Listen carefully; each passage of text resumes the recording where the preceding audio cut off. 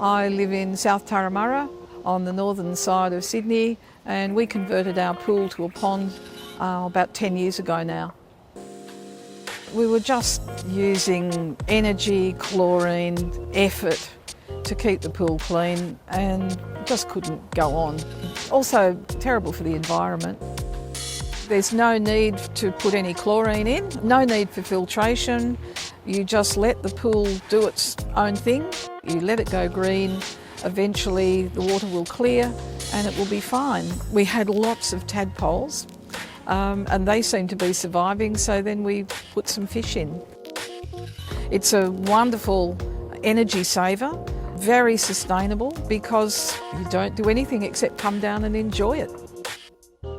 I've always been big into recycling, and I used to hate all this chlorine going in, and the pool used to look lovely, but nobody was swimming in it. So, what was the point? It was just a waste of energy, waste of time and money.